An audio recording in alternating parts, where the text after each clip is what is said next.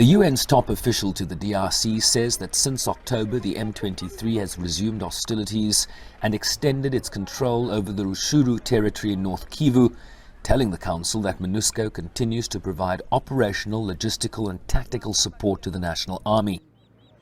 The reports of atrocities and other crimes committed by the M23 and other armed groups are gravely concerning.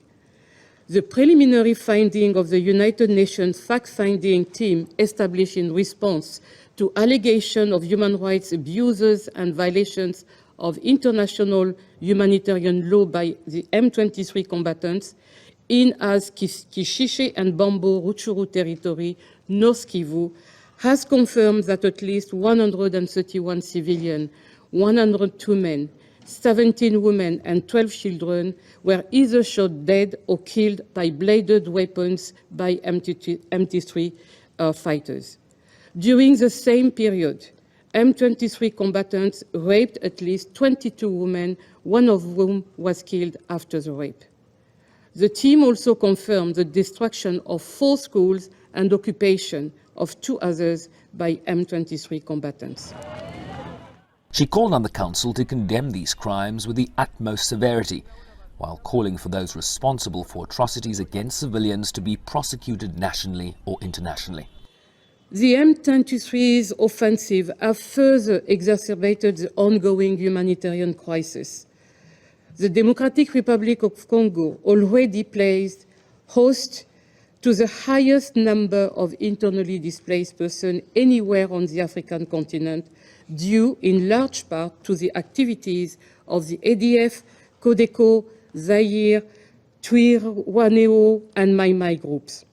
An estimated additional 370,000 people have been uprooted and forced from their homes in the latest round of hostilities involving the M23. The outbreak of intercommunal violence in the western provinces of Mai-Ndombe and Kwilu has also led to displacements of over 50,000 people, mostly women and children. Keita pointed to encouraging regional efforts, including mediation led by Angola between the DRC and Rwanda, which stands accused of supporting the M23, a claim Kigali continues to reject, in addition to the Nairobi process that seeks to directly tackle the armed groups militarily. It is imperative that the outcomes of these initiatives are faithfully implemented by all parties.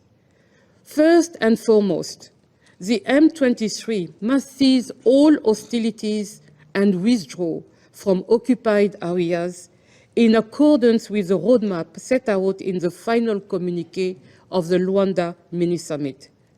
I echo former President Kenyatta's call on all other armed groups to lay down their weapons and adhere to the PDDRCS. I call on all partners to support the DRC's government efforts to operationalize the program. Meanwhile, the East African Community Regional Force has continued to deploy in support of the political processes. Keita also told the Council that MONUSCO stood ready to promote a constructive dialogue between stakeholders towards strengthening the political environment conducive to a transparent and inclusive electoral process next year. Sherwin Bryce-Pease, SABC News, New York.